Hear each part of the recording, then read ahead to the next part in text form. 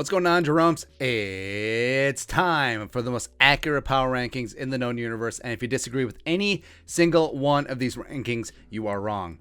It chokes me up sometimes just think about how wrong you are. But let's dive in. Of course, we always start at 33. The greasy, grimy Green Bay Packers allegedly 9-3, allegedly getting a win, allegedly 36-28 against the Rams. Hey, congratulations for playing all your big games at home, and congrats on getting the Rams when they're just falling apart after they went all in. Just fantastic. Hey, at least they have the bye week to let a little Aaron's little pinky toe, give a chance to heal. Nah, get out of here. 32. Low energy Detroit Lions. They just gave it away, man, in what was the most boring game on Thanksgiving. Shocker. Bears Lions at 11:30 in the morning. Good times, but yeah, Lions did not get it done, which kind of sucks. Now they're without DeAndre Swift, so that's whatever. 31. You got the Chicago Bears, where the Bears players, they definitely want to get rid of Matt Nagy. This did not help. Because I honestly believe if the Lions beat the Bears, that Nagy would have been gone, despite what ownership wants to say, but it's whatever there. But if they want to win a couple games to finish out the season, maybe Matt Nagy saves his job. I think Andy Dalton is the guy. I don't think that Fields is healthy or he's right at the moment, but 30. Got the Jaguars. This is just not a fun game to watch, man. Like, Jacksonville is a tough watch. Even though they have some nice pieces, Lawrence is going to be the QB of the future. Love me some Josh Allen, the edge rusher. Love me some James Robinson. But plus, this is a one and done for Urban Meyer, right? 100%. Like, he is gone. He's just finito. He's dipping out. Like, maybe he finally takes a Notre Dame job. That would be kind of shocking. But yeah, losing 21-14 against Atlanta at home in the pro version of the world's largest outdoor cocktail party. Whatever. 29. Got the Texans down 3 spots, losing at home 21-14 against the Jets. Won their Super Bowl last week at Tennessee, and they're just sort of DOA now. 28. Got the Seattle Seahawks. My God. Like, maybe I should put the Seahawks even lower. Maybe we're going to do that. There we go. So -2, -4. This team is dead. And we've said a lot that the Seahawks without Russell are an XFL team, and Russ is bad now. Like, that finger, that thumb, that whatever is not right. And yeah, they've reached the end of the road. Pete's going to be gone. Maybe he retires, going to take a college job potentially. Russ wants out. Russ on the Broncos next year. Woo, we'll take that, man. 27. Giants at 4-7, winning 13-7 against Philly. Too little, too late. Gettleman is going to be gone. Barkley is getting back healthy. I'm not sold on Daniel Jones. I don't think I ever will be, but whatever. I think that Joe Judge is a good coach. I think that there is some talent in the building. I do think that they need some more time. Jason Garrett was a horrible offensive coordinator selection, but 26. Jets, 3 wins. Rob Salah, winning a couple games. Zach Wilson with probably the most Jets interception ever. It was right off the back. But I do believe in Zach Wilson. I frankly believe in Zach Wilson more than Trevor Lawrence and more than Justin Fields, which is kind of a lot to say because I believe in Fields a lot too. But I think situation-wise, LaFleur, the brother of the 12-year-old boy in Green Bay, I think that him and Zach Wilson are a nice match. I think Rob Salah is a true leader of men. They got a little bit of talent. They got a lot of draft picks. Thanks, Seattle, by the way. Oh, that's another reason why the Seahawks are just burnt. Jamal Adams trade, gross. 25.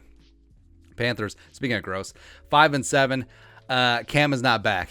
No, it sucks when you get benched for PJ Walker, dynamite, against the stupid Dolphins. But yeah, down 2 spots. McCaffrey's done for the season. Dante Jackson's done for the season. The Panthers are done for the season. 24. Got the Steelers 5-5-1, just getting boat race. Like, this final score was not even indicative of how one-sided this game was. Like, the Steelers got some problems. Plus, then they got the Vikings next Thursday. TJ Watt is on the COVID list, so it's just a mess. 23.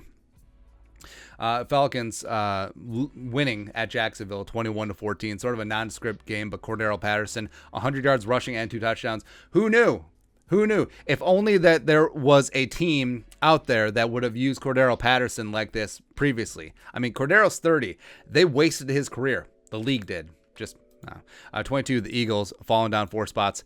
Jalen Reagor, yikes, man. 2 drops of potential game-winning touchdowns, and I have to eat a little crow. I love Jalen Reagor in the draft process. I did have him above Justin Jefferson. I was mildly bummed when the Eagles took him right above him, but it's working out. I'm wrong a lot, and if I can be wrong in this manner, where we end up with Justin freaking Jefferson, I will be wrong every single time. So I will wear that as a badge of honor, baby. 21. Oh, also, Hurts is hurt. Gardner Minshew time in Philly. No, 21. I got the Saints at 5-6, losing, getting spanked at home 31-6 by Buffalo. They're in trouble, but they do get Kamara back potentially. Mark Ingram potentially going to be back. Taysom Hill's going to be back instead of Trevor Siemian, which, yes. 20. Got the Dolphins 5-7. They ain't dead yet. And like we said, the Dolphins were probably the biggest disappointment in the league because they had double-digit wins last season. I like Greer. I like Flores. But 2 nice wins in a row here, and also a spanking at home against the Panthers. Tua and Waddle, like, if Tua is going to be the future franchise quarterback, like, Waddle's going to be a big reason. And jury's still out on Tua. I still really don't know, but Jalen Waddle is legit, man. He is. 19, got Washington up 3 spots. 17-15 survival against Seahawks, held off at the end, where, of course, it's the team that has no name, where your kicker gets hurt chasing down a blocked extra point that turns into 2 points for Seattle. So you can't kick the game-sealing field goal at the end because your guy is hurt. He pulled a hammy or whatever. So, yeah. Feel good for Taylor Heineke, though. Even though Washington's win did knock the Vikings out of the playoff places, I'm not overly concerned about Washington. Plus, the Vikings control their own destiny. 18. Georgia, 45-0 win against the Georgia Institute of Technology. Bama is next in the SEC title game. And I understand the Georgias look really good this year. They haven't really been tested, and Bama has been really up and down. They played some games very close that they shouldn't have, a la the Iron Bowl. But if you're going to give Nick Saban a touchdown, and that's the current spread right now, Georgia -7, Georgia's -6.5 in some places, I will take that. Or Alabama on the money line plus 205. Woo! Let's go. 17, got the Raiders. 36-33 win at the Cowboys. This was a fun game. It's fun since I bet on the Raiders and I bet on the money line. I did bet the under, which was toast, but whatever. But it was fun. I don't think that they're going to be long for the rest of the season. Like, I think that I forget the interim head coach name, the special teams guy, Rich Scarnecchia, whatever. He's simply not aggressive enough, and this team is deficient in places, but yeah, Derek Carr's playing his ass off, so respect there. Browns 6-6, where they may fire Stefanski after 2 years, man. Losing 16-10 on the road at Baltimore, probably the worst Sunday night football game of the season. How do you get 4 interceptions and lose? Like, that's how bad Baker Mayfield is. Just yikes. Hey, Browns, trade 2 1s and Stefanski for Kirk Cousins. Who says no? 15. You got the Broncos at 6-5, winning at home 28-13 against the Chargers. Stop hurting Teddy. Stop it. And the Broncos have started off 3-0. They're treading water. I'm not overly concerned about the Broncos, although they do get Bradley Chubb back healthy. Javonte Williams needs to carry the mail over Melvin Gordon, by the way, but that's neither here nor there. 14. I got the Los Angeles Chargers, 28-13 win at loss at Denver. Division games are always tough, but the Chargers, it's a trope at this point, but the Chargers really are the AFC Vikings. You just never know which team is going to show up. Sometimes they give it away. Sometimes they just stave off disaster. 13, you got the Niners 6-5, alleged 34-26 win versus the Vikings. Tough old school team. Elijah Mitchell. How did he fall to the 6th round? Like, Elijah Mitchell runs hard, man. And Debo, even though he got hurt in this game, he's a really fun offensive weapon as well. And I think the Vikings should use Kene Nwangu like the Falcons use Cordero, like the Niners use Debo. I think that Clint Kubiak should sample some of that nice 12. Colts at 6-6, 38-31 loss versus Tampa Bay. Choked away a statement win. Had the lead late in the game, and then they just gave it up. And I may be bitter because I bet Indianapolis -3.5. So you're like, all right, worst comes to worst. Tampa Bay is marching down the field and they kick a field goal, whatever. But then they let Leonard Fournette just go for another touchdown. 11. Chiefs on a bye. Chiefs are still the Chiefs, getting a little bit healthy, whatever. Into the top 10, you got the Tennessee Titans falling down 2 spots, a 36-13 loss at New England. Without Derrick Henry, this team is kaput, and especially without A.J. Brown for spells as well. But just, 9, got the Rams. Oof. 36-28 loss at Green Bay. Weren't you all 7-1 when you decided to go all in? How's Von Miller working out? OBJ caught a touchdown in garbage time. Then he hurt his back. Cool. Great. Matthew Stafford's falling apart. Shocker. 8. You got the Ravens up 6 spots. Where it was disgusting to move them up 6 spots. Maybe we dropped them too low last week, but 16-10 win against Cleveland. A win is a win, I guess. But if this team wants to go deep in the playoffs, Lamar has to get back on point. Like, Lamar needs to be stepping up like 2019 MVP Lamar and not this recent one that we've seen. The Cowboys at 7. Down 1 spot, 36-33 loss on Thanksgiving. Really fun game.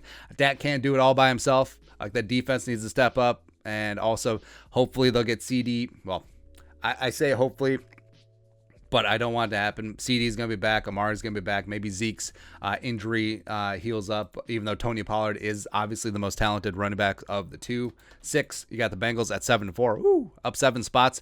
Not even as close as the final score says, where this Bengals team can come out and run with anyone. They can also give games away. But Joe Mixon, you can make a good case that he's the best running back in the league right now.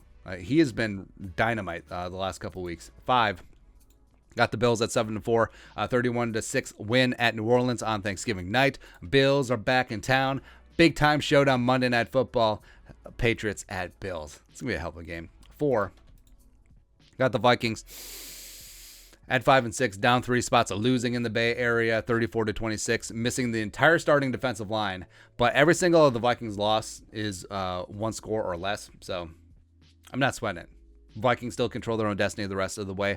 Finish at least 10-7, and you'll get in the dance, and no one wants a piece of this team. 3, got the Bucks up 1 spot, 38-41 win. 4 loco. After Fournette scored the game-winning touchdown, like, how many jabroni national media personalities were like, 4 net, because he scored 4 touchdowns. To get it? Oh, he's living up to his billing as being a top 5 pick from back in the day. Cool. 2, got the Patriots 36-13 win versus Tennessee, handling the 1 seed Titans, even though they were down a number of players, obviously. But this Patriots team is legit.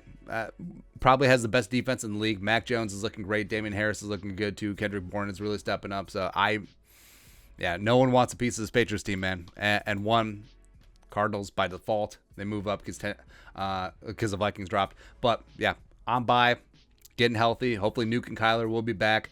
I don't want to see Colt McCoy anymore. Don't want to see it at all, but what can you do? But that's it. That's taking a look at the NFC. Nailed it. Week 13 NFL Power Rankings, the most accurate power rankings in the known universe. More accurate than my talking. But what are your thoughts on our thoughts? Where did we get it right?